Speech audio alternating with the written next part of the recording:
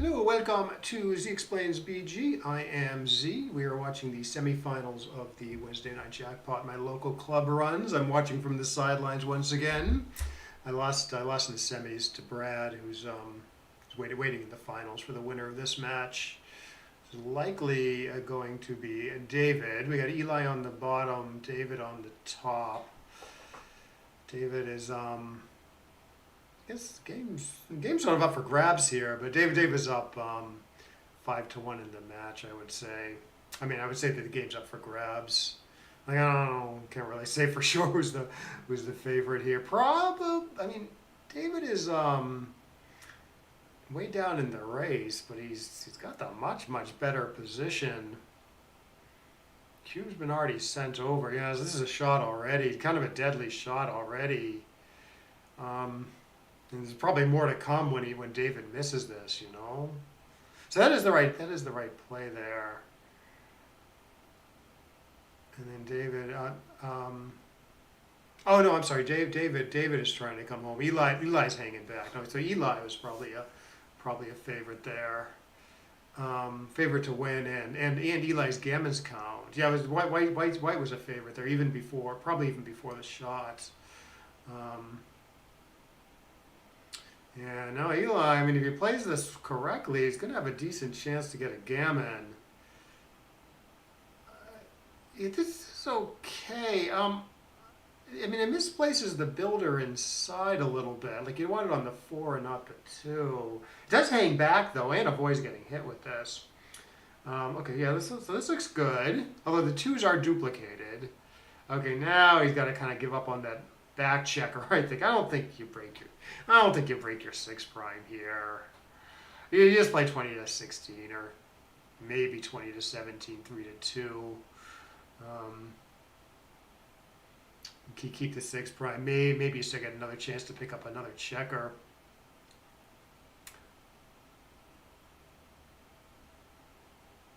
Oh, great shot.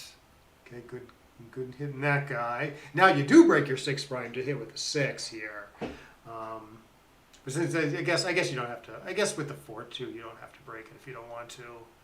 With like a 2-1, you actually I think would want to break the 6 prime. I think you'd want to go 3-1, 6-5, just to get the massive covers at a little bit of risk. But with the 4-2, you cover with you hit with the 2. If you break the 4. It goes a little deep in the board. So 2-1, I'm saying like you hit with the 2 and then you can play and then you break your 6 prime with the 1. Okay, this looks like an okay try maybe. I didn't actually see the original position, but it seems reasonable to yeah, it seems reasonable to play to pair off 3 guys here because it's a little hard to lose and it does seem like it should win more games. Although it looks like he rolled a 6-3 right afterwards and had to leave a shot. Yeah, he's still doing okay. Still doing okay for the Gammon. I don't know, do you hit here? You'll even okay, it does go for it. 1, 2, 3, 4. It'd be only 1 shot, 2 shots if he doesn't hit. That does look like it wins more Gammons to me. So it could still be worth it, given you don't always win after the save play. I don't know. I'd have to think about it though. Hitting against volunteering a shot like that against a 4-point board is a little suspicious. Like I would like it if it was like a 3-point board. Okay, so he didn't hit and he didn't win the Gammon.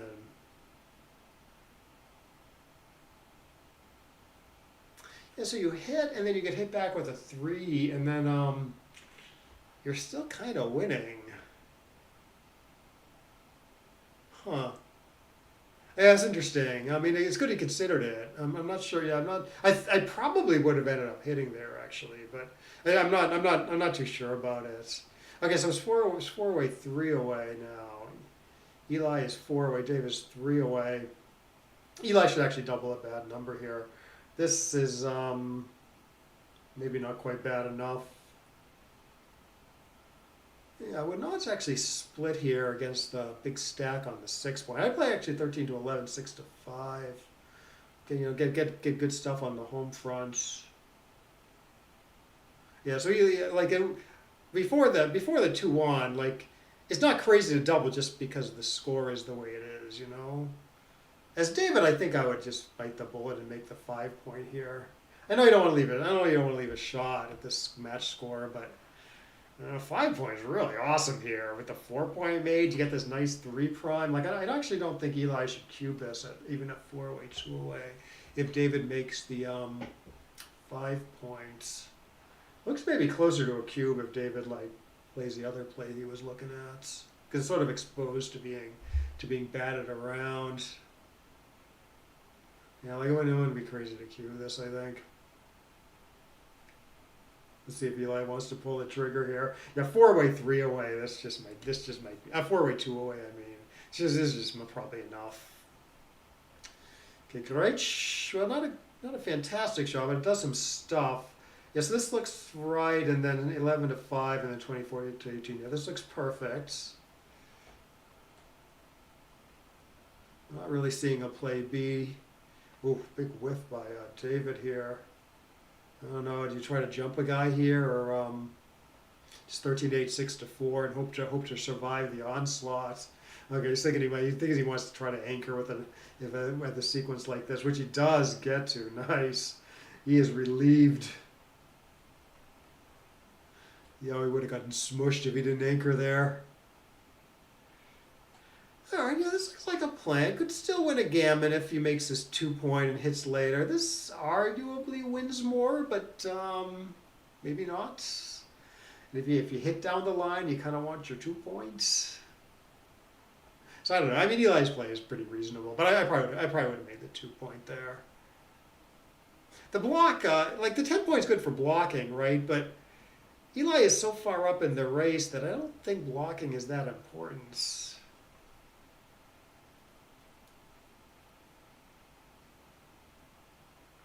All right, so 8 to 3 looks natural. 1-1.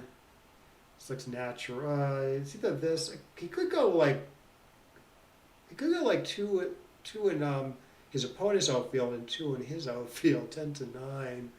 Maybe. Yeah, I don't know. It depends. You should think about like what's the easiest position to bring home there. There's probably like 3 candidates. But the intermediate play, where you play 2 in your opponent's outfield and 2 in your own outfield, that's worth a look, I think.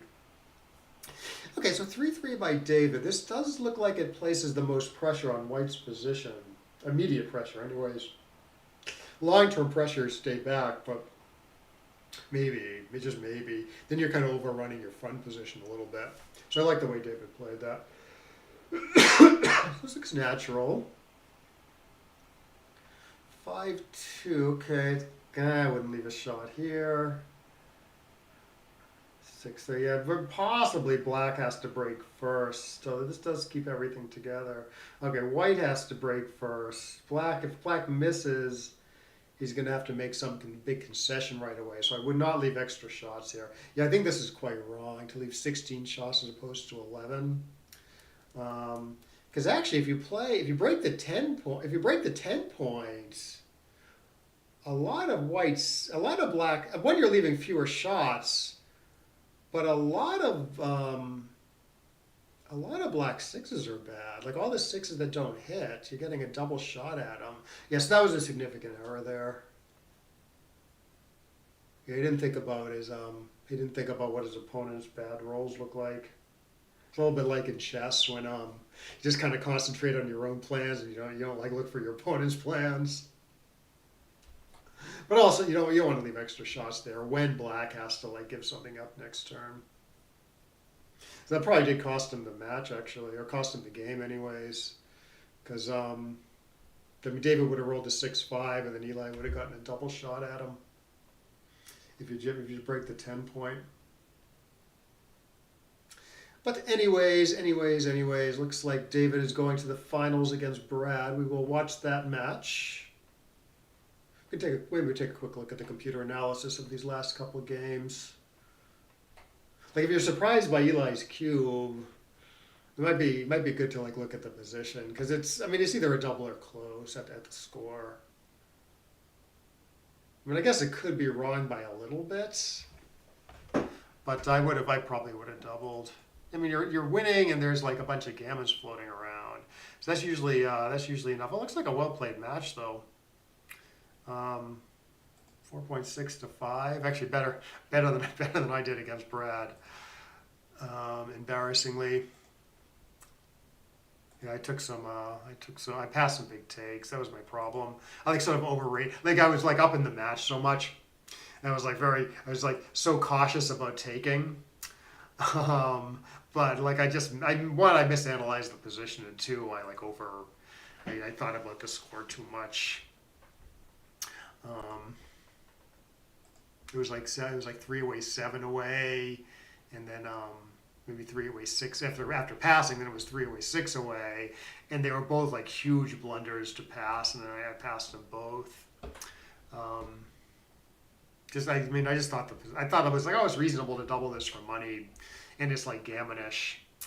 But it wasn't reasonable to double it for money. It was a blunder to double it for money. Anyways, yeah, it was a pretty good match by Eli there, though he did not win. So where do we come in? So let's put Eli on the bottom. Where did we come in?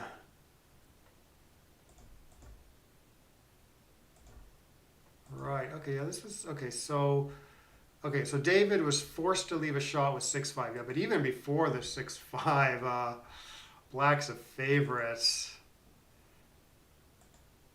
Great 1-1. Makes the 6 prime. Good. Okay, his play is good. Yeah, I might have played 20 to 18 here, thinking I don't want to play 4 to 2.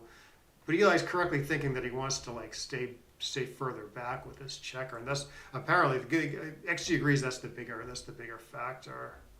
Well, plus if you're getting hit, you get hit with 9s if you do my play, and you don't get good return action. This is good technique. Yeah, I thought Eli's play is very natural here, right? Not pushing the builder too low. Like it's weird to voluntarily put the builder on the 2. I was actually thinking there was a chance that the weird play where you play 3 to 2 was correct, and it's for like kind of this like this arcane reason. He's got 8s. He's got 8s and 1s that work very well here. And 8s and 1s are very well diversified because there are no 8s that contain 1s. So it's kind of like, in a sense, if you ignore like the 6s, say, he's got like 17 good numbers here. There's 11 aces, and then there's 6 other 8s. There's 6 8s. If you do this, you have good 7s and 2s. So I guess that's just one less number if you ignore 6s. So he's got 6 7s and then 10 additional good 2s. Maybe there's also some value in staying a little further back too. Maybe it's 6 shots at the outfield checker either way. Anyways, so I think that's mainly what the computer's thinking about when it says it's slightly better to play 3 to 2. But anyways, guess the closeout. Oh yeah, then the 3-3 looked like pretty decent to me. Making a gap, losing a little more, but ripping 3 checkers against the weak board, so you get more gammons here. So he plays 6 to 3 and then takes 3 checkers off. That was a good play. Picking up extra gammons. Oh hey Eli, yeah, this was I was looking at this play. This was a good play with the 3-3. I mean, I think I would have found this also, but yes, I don't think most players are doing this. You're giving like a tiny amount of wins to you're giving a tiny amount of wins for more gammons, and then what do you do here? 5 off. Interesting. Yeah, it's 12. It's 11 shots either way. Yeah. Yeah, this is not completely obvious to me, but it's 11 shots either way. And maybe, even though the gaps are even though you can't close the gap this way, maybe it's actually a little easier to clean up next roll. Maybe that's what the computer's thinking. Yeah, I don't know. And then I thought you might hit with, you had like an ace where like I thought you might hit inside for extra gammons, which I might have done. But obviously you're paying some losses there against, and it's pretty questionable against a 4-point board. So maybe you did it correctly. Okay, here is fairly close, but it does like your play. It loses around 7% more for only 7% more gammons. So it'd be close at a pure gammon go type score. Okay, and then yeah, your cube looked good this game, I thought. Yeah, Dave, let's see. Yeah, two checkers. Yeah, two checkers in the air. Yeah, you could get two checkers hit. And again, against a 4-point board. Against a 3-point board, maybe you do it. Because you don't lose that much when you get hit. So 2-1. Yeah, you should concentrate a little more on the home fronts rather than splitting into this big stack here. Might be a little score based. And then I thought David definitely should make the 5-point, and then maybe he can't double if he makes the 5. But yeah, your double is actually mandatory. Because you're gonna be swinging away, and it's 4-way, 2-away. It looked like later on you made a big error with this, which I was actually commentating. I talk about a little bit during the the match. I mean, one, you want to minimize shots, but the other thing going on is his sixes are bad. Like, say you do the right play, he's got bad sixes, you know. 6-3 for instance. You're getting a double shot. He doesn't really have any bad numbers here. I'm actually a little surprised the error isn't any bigger. I thought it was going to be more like 0.2, but I guess gammon, I guess there's not a gammon thing or a cube thing going on. Yeah. Anyways, let's take a look at what's going on in the finals. Okay, so we got David on the bottom, Brad on the top. Well, let's put Brad on the bottom. So I don't know if David watches these. If he tells me he watches them, I will put him on the bottom next time. Yeah, I kind of like making the 5 here. I mean, it can go either way, but I mean, the structure is like a lot better, and like, okay, you have your 4-point slotted, but that's kind of both a good and a bad thing. So maybe it's like kind of bad overall, but the structure's better, right? So I would do this also. It's like a little, like on balance, maybe it's a little bad, but it's not that bad because it's good. Do I need to be further ahead in the race to make my play?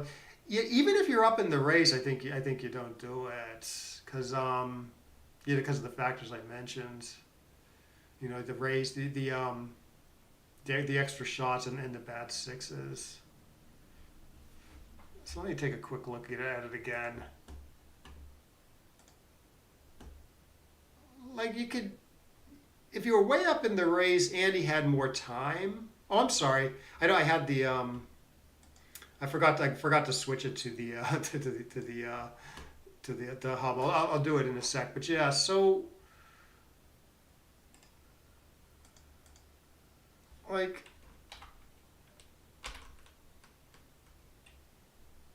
I mean we can play around with it like a little bit.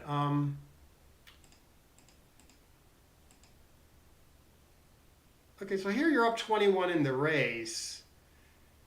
Because there's this still bad 6 thing, and you don't want to leave extra shots, I think I would still clear the 10 here. Okay, now it's getting closer. If he has more time, so now he doesn't have bad 6s, then I guess you can do your play. Because you're closer to home when missed, and he's not making a big concession next roll. Yeah, now is correct. So the race is a factor, but there's also other stuff going on. Anyways, let me switch to hub here. Okay, so we got Brad on the bottom, David on the top. So it's still 0-0. This is a 9-point match. Oh, great shot by Bradley. I suppose he's making the 8-point and then playing 9. Yeah, just like this. Offhand, I'm not seeing anything better. I mean, there's hit plays, but the structure's a lot worse.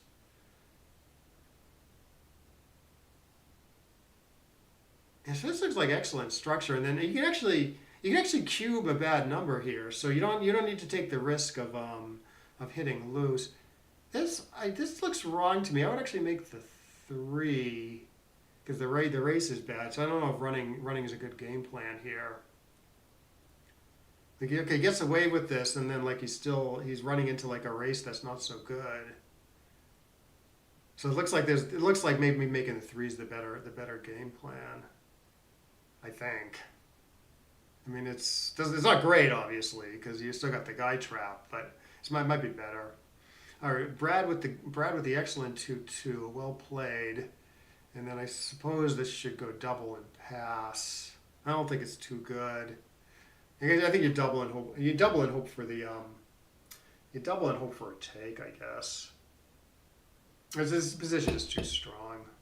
Okay, I don't know why he wouldn't double. Maybe he's thinking too good, which maybe I guess it's not crazy. It is a really big pass, I think. Huh? Yeah, I don't know. It strikes me as odd not to cube that. White can certainly get back in the game with like a random entering double or like a hit number. Okay, let's see if he doubles this. If he doubles this, he was thinking not good enough. If he doesn't double this, he was thinking too good. Okay, it looks like he might be doubling. Oh no, he's okay. He was thinking too good.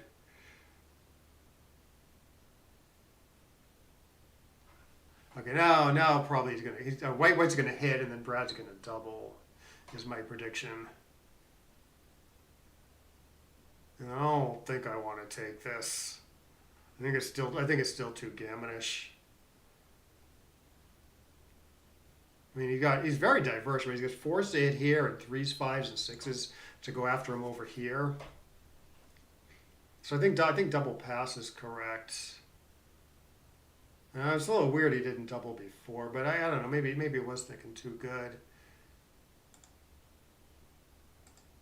Like, I would like too good if there was like another blot floating around.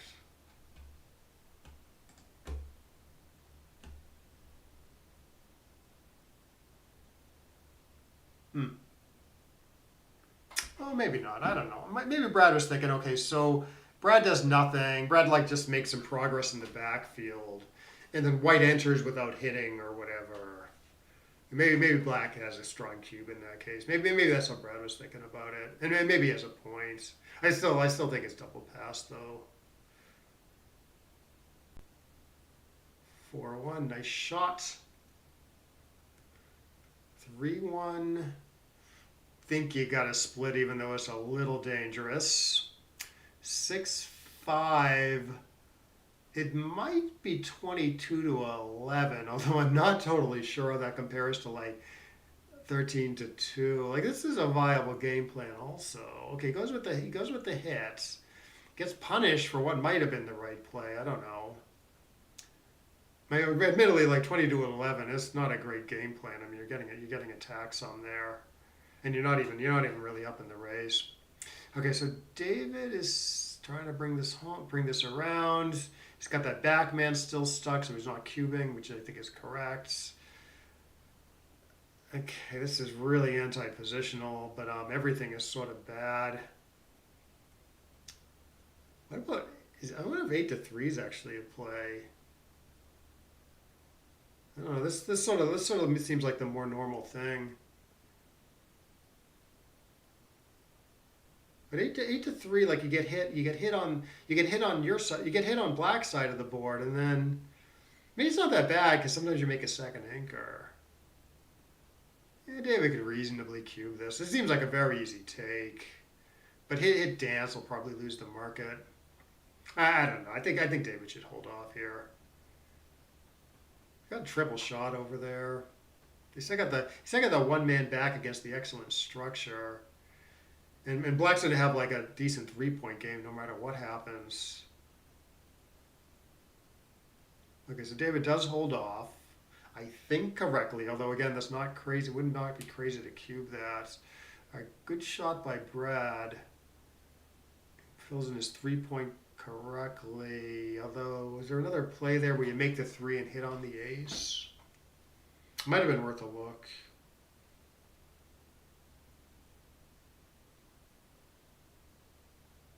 Yeah, this plays badly. Yeah. Yeah, I don't know. So you can also step up 24 to. You can also step up 24 to 23 with one of them. Get attacked a little more, but I don't know. Puts pressure on the stripped 8 point. Oh, let's see what Brad's gonna do here. Is Brad gonna attack now? Looks like he's going for it. And then I guess if I did that, I would maybe I'd play 13 to 11 squared. Okay, oh, this is another plan. Yeah, this isn't a bad plan maybe because he doesn't roll a 6, and then Black's very much in control, and maybe can even cube. Maybe. I kind of like slotting better than making the 9. Because like if you make the 9, like a lot of white 6s kind of win anyways. Yeah, here is like real upside on the misses. I think he's got 1s and 4s to make this awesome prime. Should probably lose his market. Oh, and he's got like certain like hits in the outfield. Yeah, well, that could have been a cube there.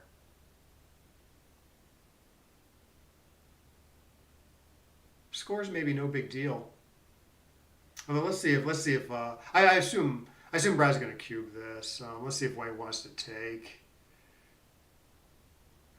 It doesn't really look that takeable to me anymore.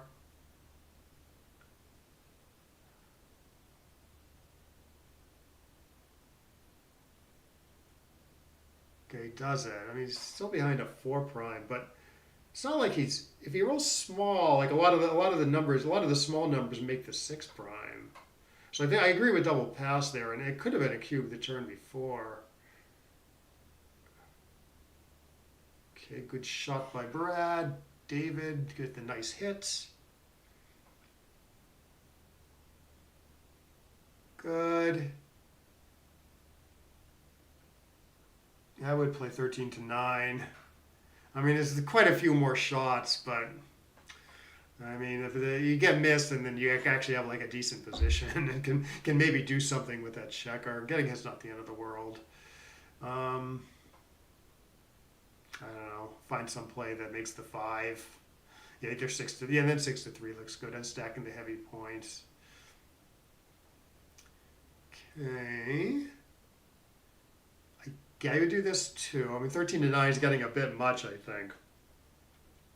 Few too many blots and good return shots. Like here, okay, there's still a lot of return shots, but like I don't know, 3-1 isn't a great hit, for instance. Oh, let's see how Brad wants to play this one. Hit twice as a play. Okay, that's something more positional, pretty reasonable. Blitz is pretty thin if you like go after him. So I guess I do kind of like this plan. And then David with the 6-3. Best appears to be 22 to 13 offhand. Yeah, pretty reasonable structure for both players. In fact, I kind of have the same structure. And then, yeah, I would do this too. A little tempting to make the 4, but I don't want to leave 2 blots and give up the 8 point to do it. So this was good. And yeah, nothing wrong with 8 to 4 here. And I guess if you wanted to keep the spare on the 8, you could play 6 to 5, 6 to 3. But I would do this, slot the better points. Keep the spares on the 6, which is okay. Okay, I don't know what I would do here, but this looks okay. 2s are duplicated, and he has to give up his anchor to hit usually when he hits. But I don't know, nothing wrong with this either. This is better. This is like better structure. 3. See, now there's more nominal shots, and the hitting numbers aren't duplicated with the cover numbers. So I would do this. Plus it slots the better points. Okay, reasonable plan for David. Ooh, Brad's just gonna blow by him. And then this is double, and you wouldn't be crazy to pass this, but I think it's double take. Double take at the score, maybe. You can kind of justify, like for money or something, I think you could actually justify passing this. Because like black is 20 pips, a huge pass on the race alone, and like black has like all the time in the world to roll like a clearing double. I'd just be a little leery about passing. I'd be a little leery about passing at the score. And technically, I think it might be a pass for money, actually.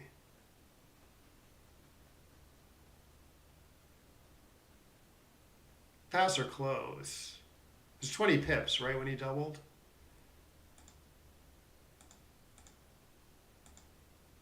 It was 20 pips. 20 pips and, like, all these checkers in the outfield to play with. Looks like he rolled nice clearing numbers. David is not too far behind in the race.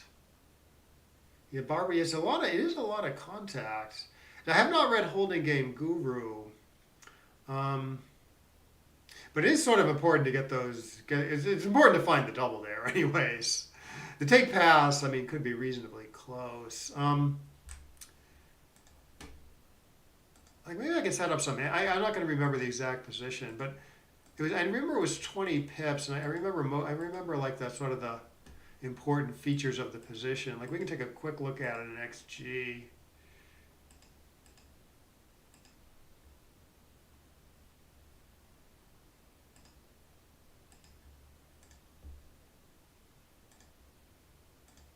And then we need to give this guy.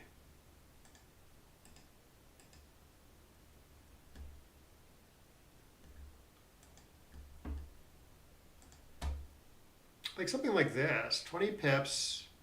This race might have been a little longer than the position in the match. Okay, no, it is a pretty big take. I guess I'm pretty far off, but actually I think this will come up on the. I guess this will come up on the rollout a little bit.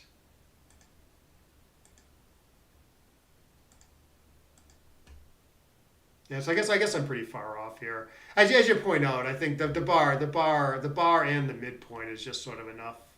It's just sort of plenty of contact. White on roll. So what is going on here? It's up 9. Yes, this is double pass. Okay, so black's a little bit more efficient, but not by enough to compensate for 8 pips in this short race. So that was good cube handling there. Although maybe, I mean, I wasn't watching, so it's possible David had a cube earlier.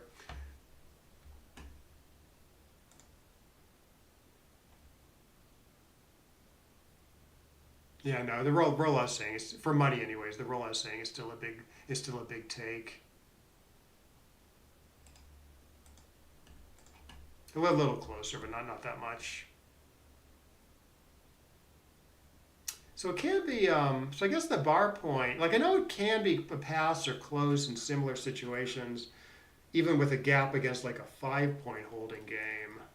So I guess the bar point holding game is like is quite a bit stronger because you're putting such direct pressure on the midpoint.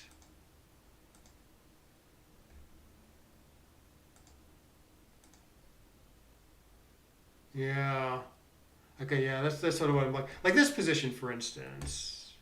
This is money play. Sort of similar, except it's the 5-point and not the bar point. It's 26 pips, but this might be a pass. I know it's a double take, but it probably rolls out to a pass. Anyways.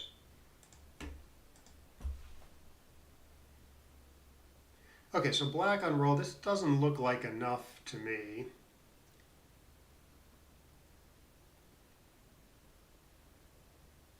All right, I would make the second anchor here, I guess. I mean, it takes a little pressure off of black's position because you're not fully back. But it looks like the 2 anchors are going to cause black plenty of problems. And no way I would cube this. Just way too many problems coming home. Yeah, this looks quite a bit early to me. Score's like no big deal.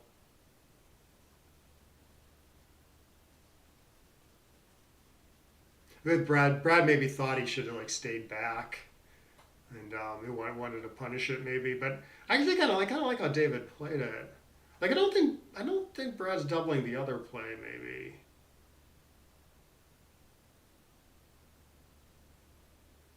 Okay, so I mean I guess I'd end up doing this also, but yeah, this is a real play too. It's putting again. He has the bar point. He's putting a lot of pressure on the midpoint. You know. Yeah, I wouldn't have doubled. I wouldn't have doubled that either. Like I think even after black clears the midpoint, so black has a great midpoint clearing roll. I think white still wins plenty there. Like maybe it's a take and maybe it's a pass, but it's not like a clear pass. Oh, black's position is deteriorating. Yeah, I like this. I like this plan by white to keep the deep anchor here. Yeah, like white still has plenty to take this. In fact, he's not even really an underdog.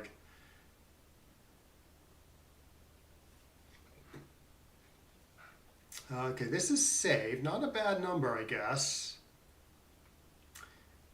You could maybe run off the anchor with the five because the two blots in White's board and like slot the three. That might have been worth a look because you get a better like front you get a better front position that way. All right, pretty good hit number here. White on roll, looking for one of the six numbers. Oh, it's five, maybe five numbers that hit. 5 3 4 4 5 4, and then I guess I do this too. Although I'm not 100% clear. It's not right to run off the back.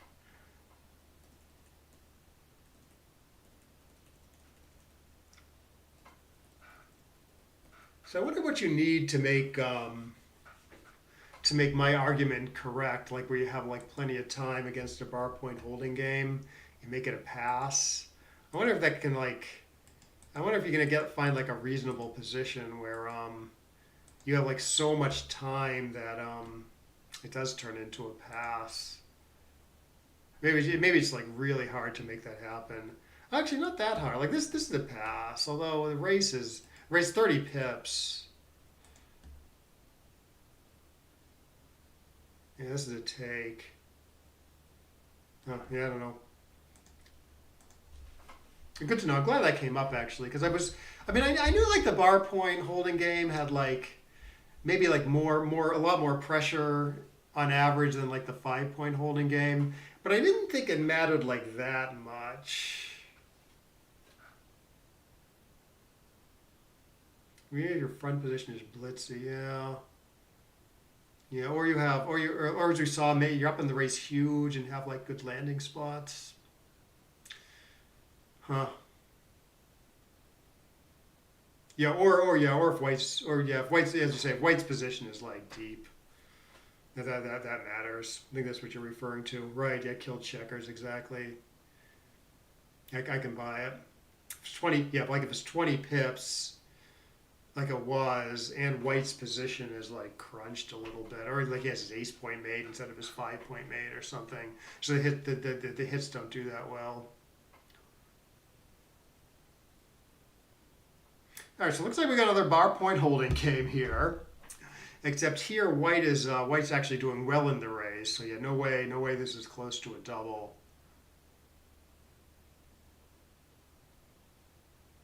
This looks like good play.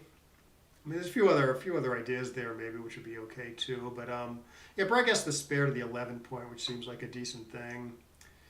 I might actually save a six here. Play 6 to 2 instead of 8 to 4. You know, David has to leave a shot. Brad cannot double yet. Decent for a non-hit. Gets rid of the 11 points, which I think is his best shot. I mean, this lets him play flexibly. The next few turns. If he gives up the 8 point, it's a little hard to play safely. David play productively and safely, I would say. All right, David with the racing number. Brad with the racing number. Goes a little deep in the board to maintain a little bit of contact because he's down 7 pips. Yeah, maybe. It doesn't seem to cost that much efficiency. And so now white rolls like 6-2, and he has to go deep in the board, even like a 5-2. He has to go pretty deep. Yes, I had a reasonable idea by Brad there. Or 2-2 gets blocked.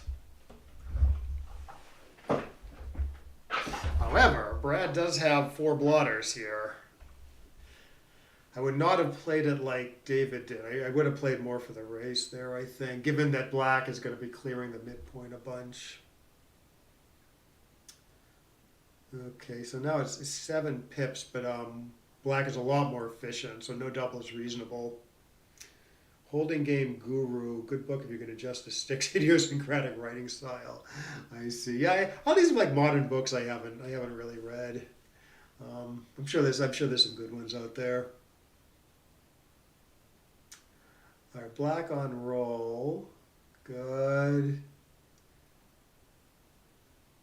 Okay, black is down 3 pips, but he's more efficient. So black's pretty solid favor, but I don't think he has a cue or anything.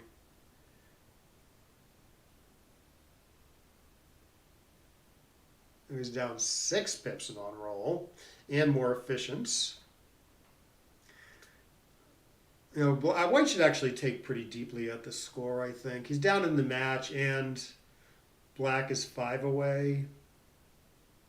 So if he passes, black gets to this comfortable 4-away score. So the white should take pretty deeply. Meaning black should be a bit more conservative than usual.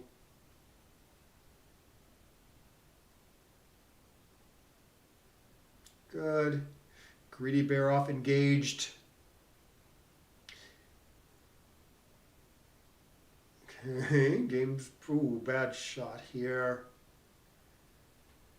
Pip costs even. Like, I double this for money in a second. I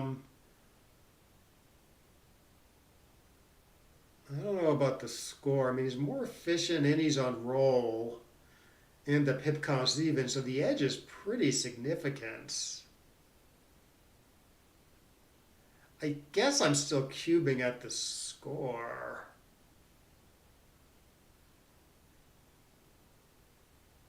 You know, actually, I'm a little less sure about the take. I think this is pretty strong.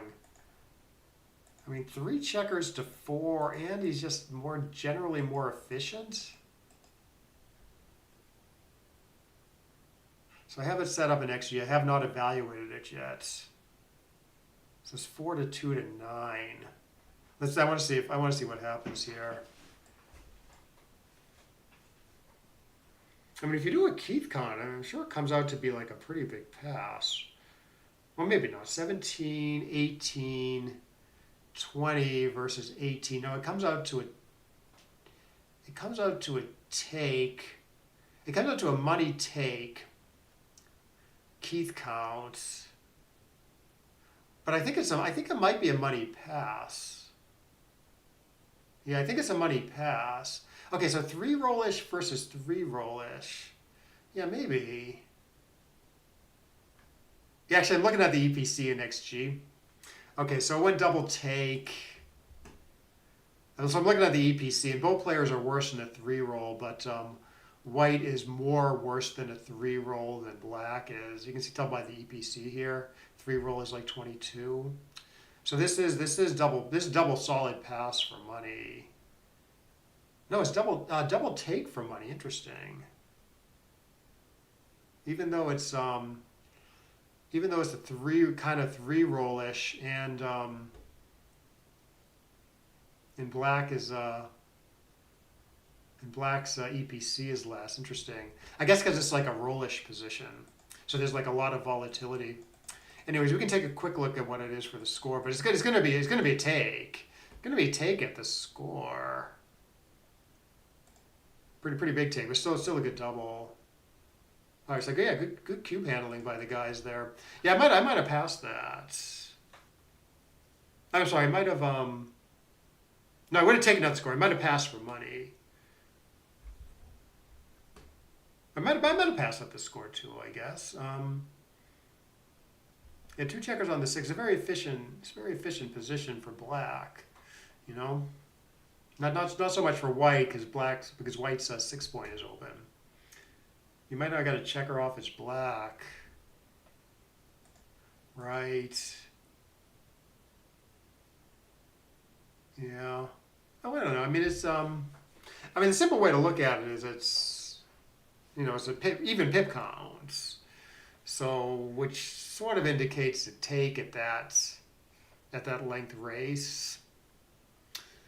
Or you could like do Keith. I don't know if you know Keith count, but Keith count has that as a take, I think. If I'm doing that correctly. Yeah, I am. Like a bear take.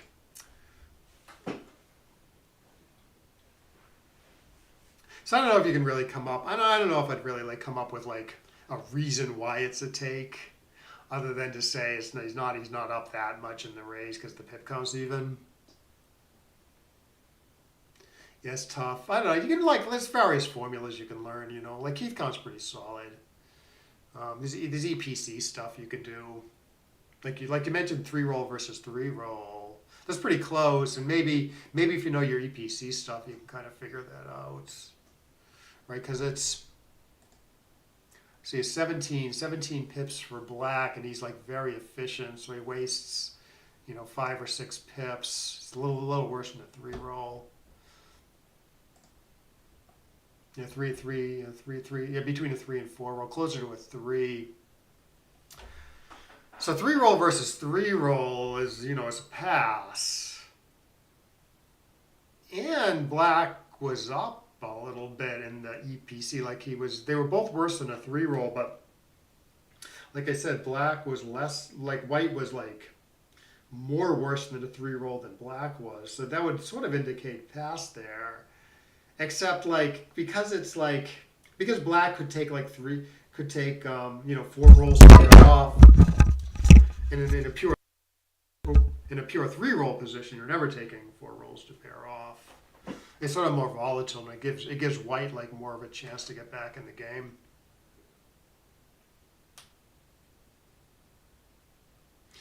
Okay, so 2-2, good. This seems like an okay plan to me. There's all sorts of plays here. Like you can hit lose, you can not hit at all. But I kind of want to hit, and I kind of don't want to leave any shots. So switching does sort of make sense to me. And then it seems maybe worth the 2 shots to get like okay structure, okay builders for the 4. They're making the 11 sort of decent too. Okay, so it's 3 away, 7 away.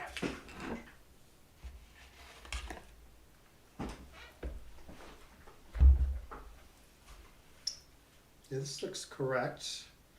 5-2 is duplicated. This is quite a few shots. This is too many shots, I think. This is 4, 5, this is 7 shots, I think. I would have actually played 9-6 there. 7 shots seems a little expensive. What is that like?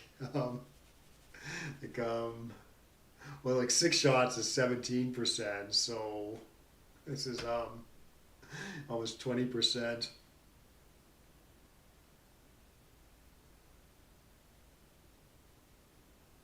Am I doing that right? Okie dokies. Nice 6-6 by Brad.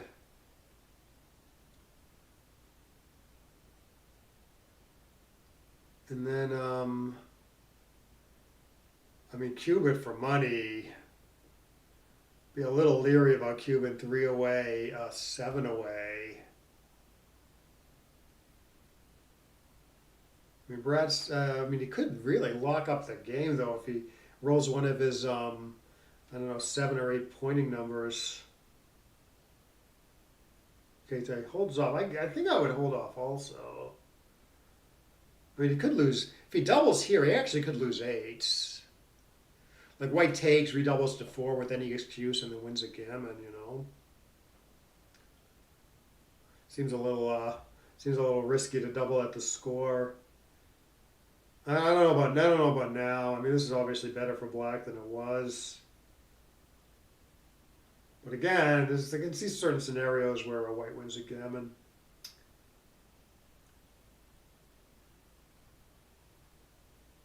Oh no, he did. I'm sorry. The cube's on white side of the board.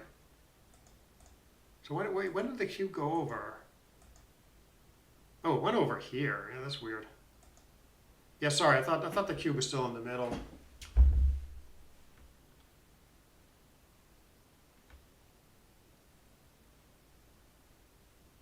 Hmm. It seems weird that white owns the cube here. I wish I could get like the real position though. There's this option to like go back and see, but it doesn't really work well. I don't think this was the actual.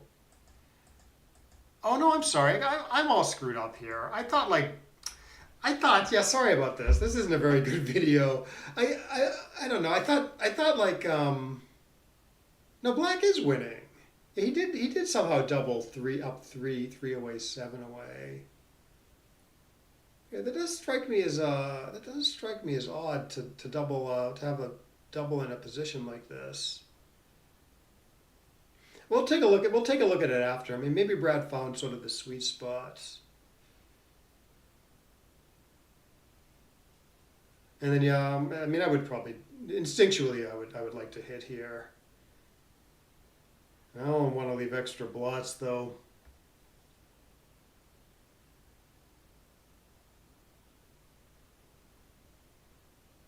He's thinking about it. Like I think if he does this, I think white maybe should actually recube.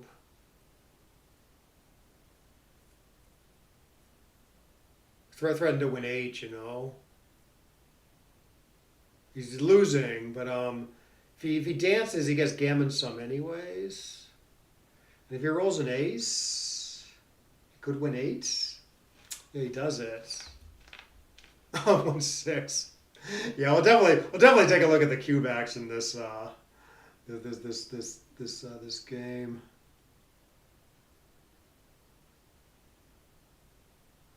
Oh, great shot by David. A 1-6. Oof.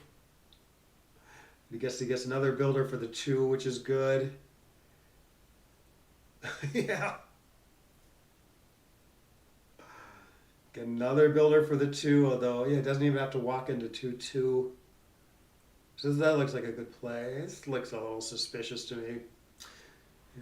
In fact, if he plays 9-7 here, he's going to get hit on 2-2. So why would you do this and not do the other one where you get 3 builders, you know? Although 13-11 is probably better than 7-5. I don't really get what David did.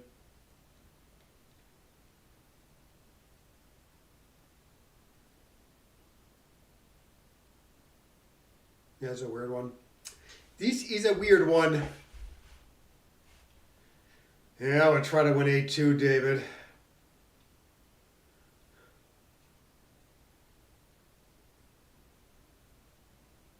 Oh, nice. All right. I think you're actually supposed to spread things out 17-14 here rather than get the crossover. Crossovers are overrated here. Yeah. I mean, I was thinking like hit is pretty reasonable, but I wouldn't have left the 2 blots if I hit. But you have a point. You hit and then like you let white possibly double and maybe win a gammon, you know. So we can take a look at that also. Looks like there's probably something better here. Maybe not. I don't know. Anyways, let us take a look at this last game. Okay, so Brad played very well. So maybe he found a good cube in there somewhere.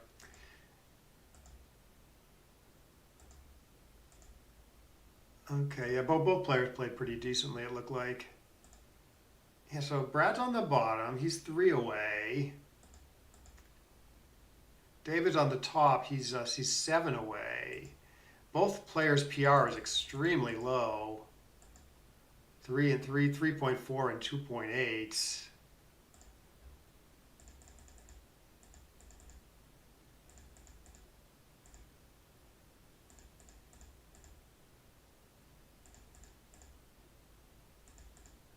Yeah, this was a decent 2-2. White should actually cube here, given the score. Okay, a decent 2-2, although, oh, 13-9 and then switch.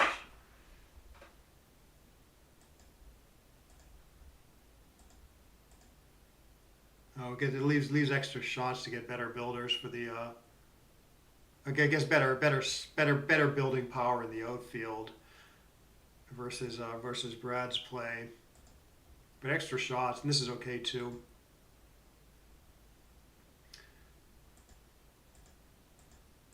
Okay, still no cube. Yeah, 13 to 10, because I would have played 9 to 6 here, I think, rather than leave the 7 shots. It's fairly close, but the computer does like leaving the 7 shots. Although it thinks that it's funny, it thinks that White actually has a double here given the score. And then the 7 shots. It probably would not double. It probably would not double if you make the wrong play of 9. Okay, so it goes 6-6. Plays it correctly by blocking. Okay. Okay, so here, no, we were looking at this. Yeah, here he's threatening to make the 6 prime. And so despite the score arguments, these threats are big enough that you should do it, and even at the score. And White's only winning 4%, 3.5% gammons. Okay, so Brad did double that. And it is actually a good cube. Okay, so David steps up. Brad rolls a tremendous 3-2. Okay, hitting is correct. Brad's play is absolutely correct, apparently. Leaving the 2 blots, but kind of getting like big covers when all the times that White dances. But then White probably does have a cube here. He's only winning 25% though. Get 10%, 11% gammons. Yeah, it's maybe just a bare double. Oh no, it's not quite a double on a rollout, but it's close. And then he rolls 1-6 and feels like a genius. All right, yeah, no, good, decent cube handling by both players there. Yeah, especially Brad finding that cube. I guess he's just correctly thinking that like White doesn't win a ton of gammons there, so I don't know. It's just not super clearly a huge take or anything. Yeah. And then David just gets super lucky. I would have, okay, so now David's play is like okay here. You got to play 13 to 11, 10 to 6. Maybe certain numbers play better after David's play.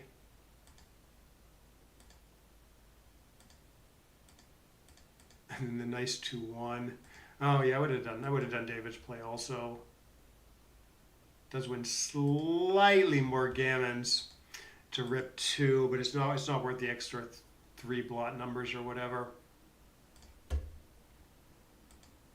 He's looking pretty good for the gammon if he just plays super safe. All right, that was interesting. I don't know, anything else we really want to look at?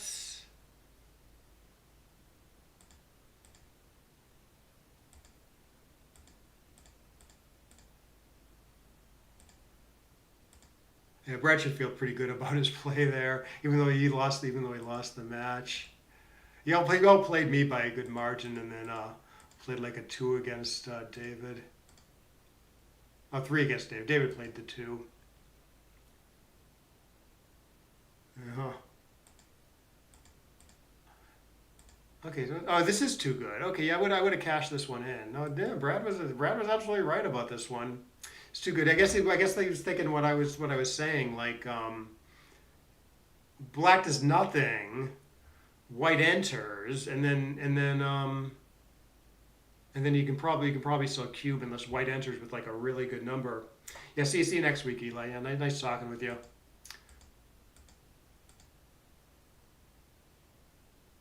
You obviously got better, and then double pass here.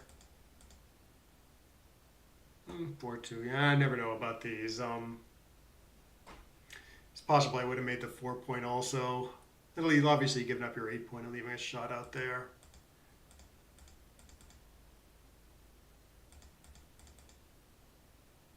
Okay, nice play here. Yeah, I thought 22 to 11 was a candidate also.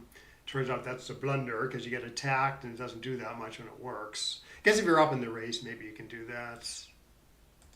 Nice play by Brad. Okay, good no double by David. And then double here. No, good no double by David. Okay, a nice play by Brad, not hitting on the ace. And then I might have blitzed here, actually. Oh, I'm playing good today for whatever reason. I guess this is just too unlikely to work. But no, Brad. Oh yeah, no. I actually after Brad made his play, I kind of liked it. It's risky. Obviously, you're paying big to the sixes, but if you just do like a normal thing, like 13 to 9 here, like a lot of the sixes are kind of win anyways.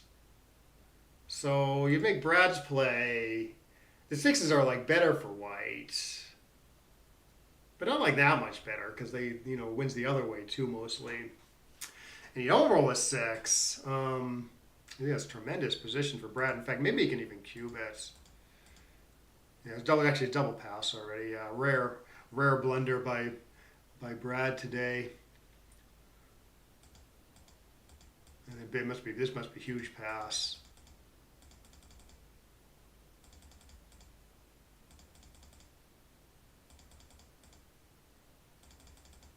I'm just gonna go through this quickly to see if anything interesting happens. I might have played it like David did here also. It's better, if you don't run out to the 18, you get better front position stuff.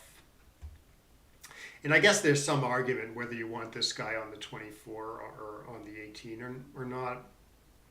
Because it's not like you're getting attacked if you're back there, right? And you might constrain Black's numbers a little bit. There's like not a lot of attack numbers. If Black had like a stronger board, I guess maybe you are supposed to jump out to the 18. Let's just take a look at one variant. Okay, let me just save this. Like, I don't know. 5-1 here. It's a little more dangerous to be stuck back there. Black maybe has a little bit easier time playing. Now white is down in the race more, which might argue for staying back, but I think the fact that the position is more threatening, maybe it means he should play 24 to 18. It's not that clear to me though. Also, I guess the score argues for staying back a little bit. Here was close. Yeah, so in the match position, I guess white should be thinking that Black's position just isn't that threatening here. And I want better front position stuff. And it's kind of okay to be back here to constrain Black's rolls a little bit. Maybe get a shot even. And then we talked about this position. This is a big take, even though Black has all the time in the world.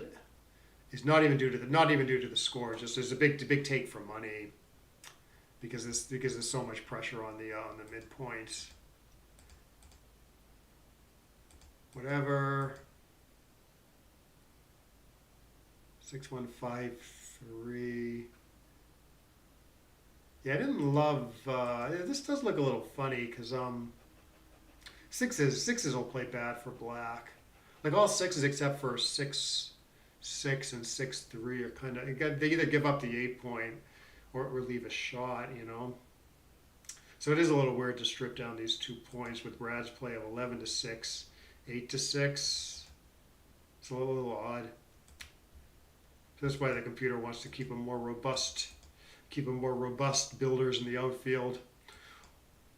Or 11 to 4. Sort of best for the race, but 6-6 is a blot number. Yeah, he gets the 6-3. Oh, and then I think we talked about this. Yeah, no, this is just big pass. Okay, now David could have doubled here, I guess, according to the computer. Pretty strong double. So what's going on here? So oh, he's up. Yeah, he's up 6 pips. Oh, I see what he's thinking. He's up 6 pips in a 50 pip race. So normally that would be a pretty big double. He was thinking he was less efficient than black, which is true. Maybe but it looks like a pip, between a pip and 2 pips, based on the EPC here, the effective pip count. So this is the average number of rolls the average number of pips you have to roll to bear off all your checkers. So it's going to be higher than your actual number of pips, because you're gonna waste some later on. So it takes into account like efficiency. So that's what David was thinking. So he's thinking, okay, I'm like 2 pips less efficient than black. But the match score argues for being aggressive here. I mean, he's down 0-2 and it's a recube. So for money, this is like close probably. Close to the double, no double line. But it's a big double. It's a big double at the score, you know.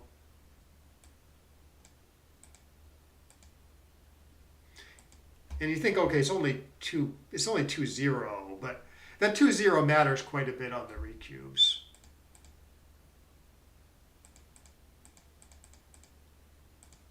Anyways, it goes redouble pass. Just looking for something interesting. I see. So Brad forgoes his 5 points to really make some progress in the outfield. The computer just wants to lock up the 5 while white's on the bar. Computer wants to just do this. Pretty exposed, but 5 points to 5 point. Oh, he's 2-2. Oh yeah, this was the early cube. Okay, so it's not ridiculous to cube this. Yeah, it just looks like. I mean, first of all, it looks like the 5-4 was correct, where he makes the double anchor.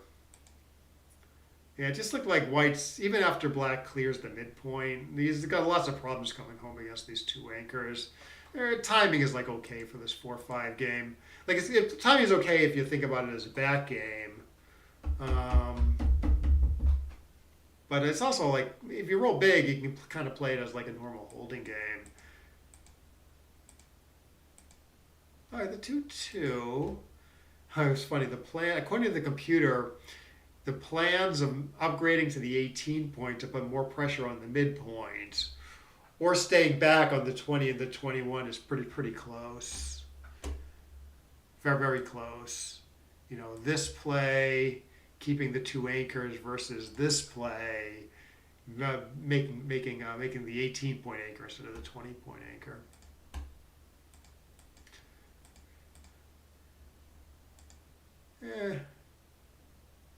Computer doesn't mind leaving a shot here. Makes sense. It's not like black is super happy to hit with the 2 blots unless he rolls exactly 1-1 maybe. So the computer's play builds the board a little better. And keeps a little more pressure on the midpoint, I guess. Ugh. Gross. So what are you supposed to do here? 8-5, 6-1. I don't know. And I don't know. I guess maybe I hope I consider this play, but it's pretty tough to find. Right? I mean, Brad's play, we could put it up on the board. Safe for turn. But boy, how do you bring this home? So the computer says, look, white has the blot in his board. His board isn't quite together yet. It's time to pay something to get an easier ride home. I don't know. Not an easy play, especially because it's not like it's trivial to bring it home after the computer's play, right? It's still pretty dicey. Anyway, Brad does roll a nice 5-5. Yeah, here there's slightly better stuff here. Like again, 2 blots in the board. You actually can run off the anchor here, I think. Oh, then actually, no, not here. Not. I mean, it's okay to run off the anchor, but I was thinking like next turn, I think.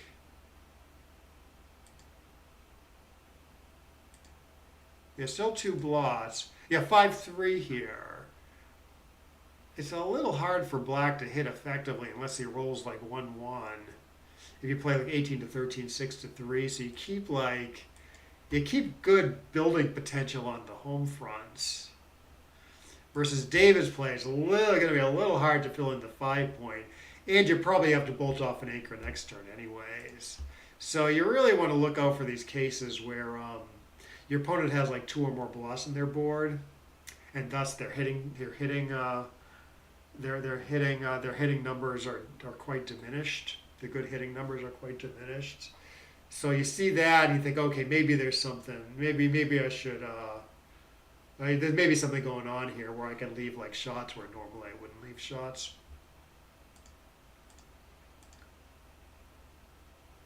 Okay, runs off the front anchor here, leaves one guy back. That makes sense. Gets punished for the right play. 5-5, which I guess is correct.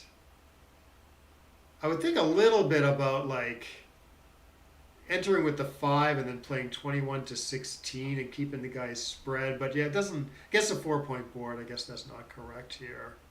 4-point board with no blots. So you keep the anchor. You constrain black that way. But black is lucky. Good. Good. Fine. Fine.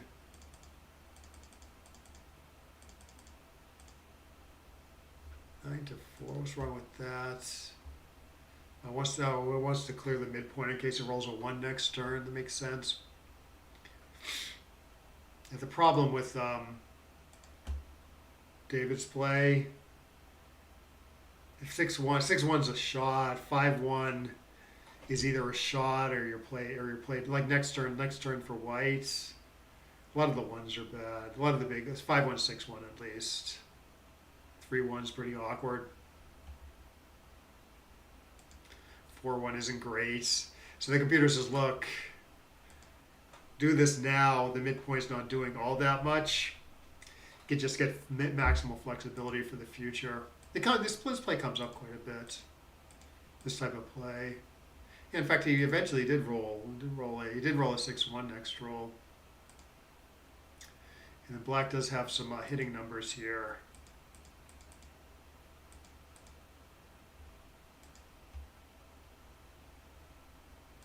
Okay, keeping the midpoint with the 3-3 is apparently a good thing. Constrain white a little bit. I don't know. The computer likes. I guess this is better for the race than this, maybe. Oh no, it's saving a 6. That's what it's doing. Right, you do Brad's play. White rolls small, and then black a 6-1 to 6-2 that leave shots. And I guess the other play isn't necessarily that much worse for the race. And then yeah, it looked like it didn't seem like anyone missed a cube here. Yeah, and we talked about this. Yeah, this is big double big take.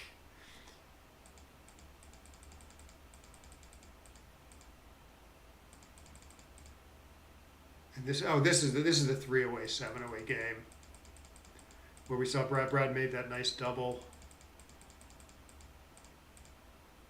Yeah, I made this nice double. I'm pretty sure I would have missed this. I had to score. But yeah, I guess if you notice that white really isn't winning many gammons here, you're not too afraid to get the cube on 2. And it's obviously it looks like a pretty strong money double. Like it's probably a pass for money, right, or close. So you can justify cubing at the score in this relatively non-gammonish position. So that's one way you can think about it. I mean, yeah, it's close on the take pass decision. Anyways, yeah. So I mean, a lot of times what I like to do when there's these lopsided match scores. I try to think about what it is for money and then try to adjust for the score. So you have to know kind of how to adjust and how much to adjust for various match scores. And then how gammonish it is, it impacts like how much you adjust. It's not easy. And you have to analyze like what it is correctly for money. Like, I don't know, should we look at my big blunders from my match? Self-flagellate a little bit.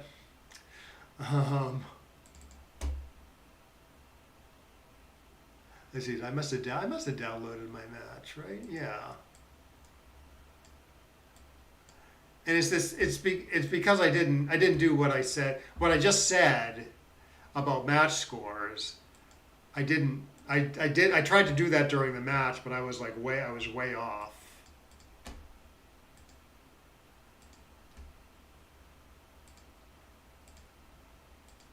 So I played decently with the checkers. I played horribly with the cube. Okay, so this is Brad's. Brad is on the bottom. I'm on the top. Why don't we put me on the bottom? I mean, I got like a decent front position. White still has a checker back. I mean, I'm down huge in the race, and I'm behind this nice structure. I thought this would be a pretty reasonable cube for money, and so and it's quite gammonish. So I was like, I don't want to take at this 7 away, 3 away score where I'm 3 away and my opponent's 7 away, and like I think that is like a good way to think about this stuff. But it turns out this is a blunder. This is a blunder to double this for money. So it's still this big take at the score. So if you can recognize this is like some extremely huge money take, you even after you adjust for the score, and even though it's like pretty gammonish, you just think, oh, I don't adjust so much that I should pass this. And so this is pretty bad, but just wait, okay? Just wait for the next game. Now the score is a little less lopsided.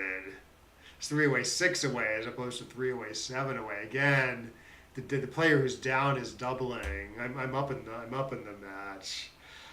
I passed this one too. And this is like a blunder. This is like a blunder to double this for money. I was thinking like for money, I mean, okay, you got 2s to cover, which are very strong, and you got 3s to hit, which probably will work out. 3s and 7s to hit for white, which will probably work out fine for white. It is fairly gammonish. So I thought, okay, it might be kind of okay to cube this for money. So I don't want to take when I'm 3 away and my opponent's 6 away.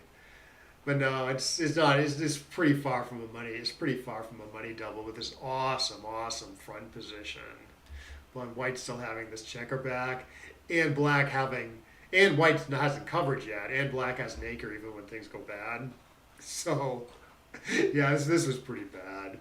This is probably my worst match. This is my worst match in these tournaments all year, I think. Played a 6 or whatever. But just goes to show you everyone can have you have a bad day. You try not to let it get you down too much. I don't remember where I read it, but people. I know this happens to people, right? And it does happen to me too. You play badly, you play badly, and you beat yourself up all evening for like making all these huge mistakes. It might have been. It might have been like a poker book, maybe by Tommy Angelo.